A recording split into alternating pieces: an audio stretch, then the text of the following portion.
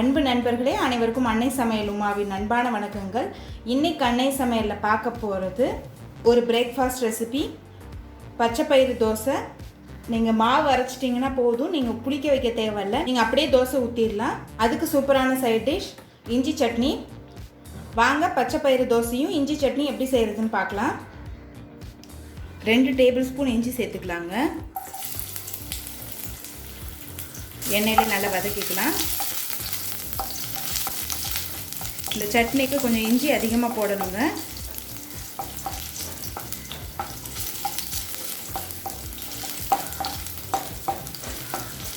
அடுத்தது 7 காஞ்ச மிளகாய் சேர்த்துக்கலாம்.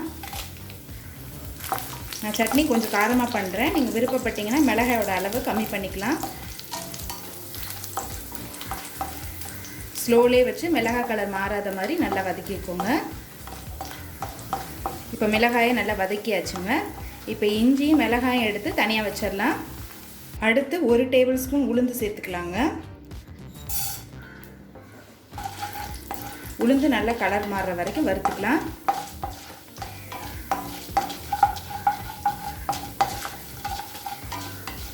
அடுத்தது 2 வெங்காயம் சேர்த்துக்கலாங்க.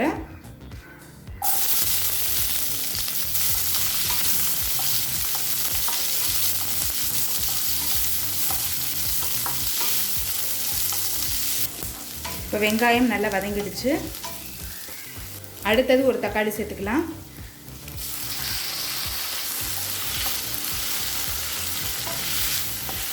இது பெரிய தக்காளியாக இருக்கனால நான் 1 போட்டிருக்கேங்க. சின்ன தக்காளியாக இருந்தால் 2 போட்டுக்கோங்க. இப்போ தக்காளி நல்லா வதங்கிடுச்சுங்க. அடுத்தது 2 டேபிள் ஸ்பூன் தேங்காய் துருவல் சேர்த்துக்கலாங்க.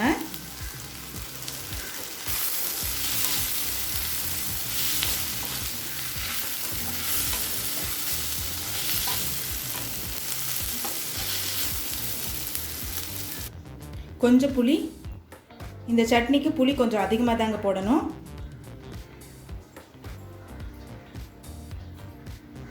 கொஞ்சம் வெல்லம்,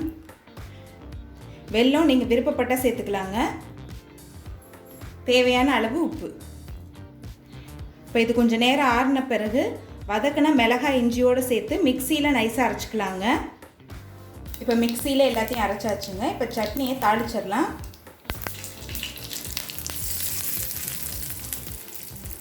இப்போ இஞ்சி சட்னி ரெடி ஆகிடுச்சு. அடுத்து பச்சைப்பயிறு தோசை எப்படி செய்கிறதுன்னு பார்க்கலாம். இப்போ 1 கப் பச்சைப்பயிறு 7 மணி நேரம் ஊற வச்சு எடுத்து வச்சுருக்கேங்க. நீங்கள் நைட்டே ஊற வச்சுக்கலாம். அடுத்து 1/4 கப் பச்சரிசி 2 மணி நேரம் ஊற வச்சு எடுத்து வச்சுருக்கேங்க. பச்சரிசி நீங்கள் விருப்பப்பட்டால் சேர்த்துக்கலாம். பச்சரிசி சேர்க்கறதுனால தோசை நல்லா கிறிஸ்பியாக வரும். அடுத்து இதை மிக்சியில் அரைச்சிக்கலாங்க. இப்போ ஊற வச்ச பச்சைப்பயிறு சேர்த்துக்கலாம்.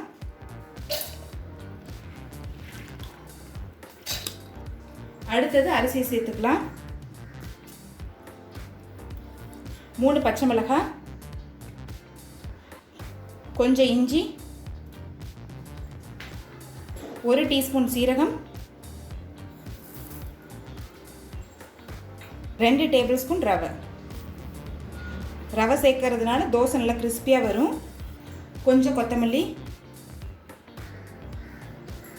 தேவையான அளவு உப்பு, தண்ணி சேர்த்துக்கலாங்க. ஊற வச்ச தண்ணி இருக்குது, நான் அதே சேர்த்துக்கிறேன். இப்போ இதை மிக்சியில் அரைச்சிக்கலாம். இப்போ மிக்சியில் எல்லாத்தையும் அரைச்சாச்சுங்க. கொஞ்சம் கொரப்பாக இருக்கணும், அப்போ தான் தோசை நல்லா கிறிஸ்பியாக வரும். இந்த மாவை நீங்கள் அரைச்ச உடனே ஊற்றிடலாங்க, புளிக்க வைக்க தேவையில்லை. நம்ம தோசை ஊற்ற ஆரம்பிச்சிடலாம். இப்போ கல் சூடாகிடுச்சுங்க, நம்ம தோசை ஊற்றிடலாம். ஸ்டவ்வை ஸ்லோலே வச்சுருங்க.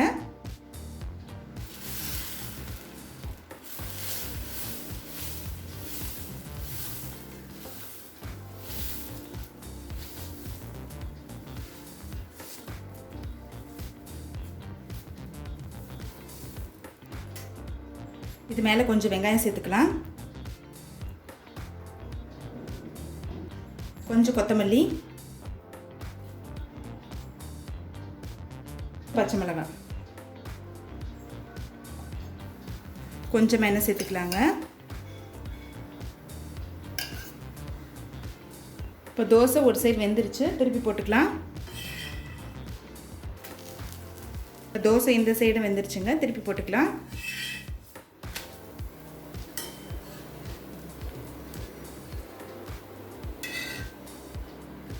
இப்போ பச்சை பயிறு தோசை ரெடி ஆகிடுச்சு. சர்வ் பண்ணிடலாம். இப்போ சுவையான பச்சை பயிறு தோசை ரெடி ஆகிடுச்சுங்க. அதுக்கு சூப்பரான சைட் டிஷ் இஞ்சி சட்னியும் ரெடி ஆகிடுச்சு. ரெசிபியை ட்ரை பண்ணி பாருங்கள், கண்டிப்பாக உங்களுக்கே பிடிக்கும். ரெசிபி பிடிச்சிருந்ததுன்னா வீடியோவை லைக் பண்ணுங்கள், கமெண்ட் பண்ணுங்கள், ஷேர் பண்ணுங்கள். இது வரைக்கும் அன்னை சமையல் சேனலை சப்ஸ்கிரைப் பண்ணலன்னா சப்ஸ்கிரைப் பண்ணுங்கள். தேங்க்யூ.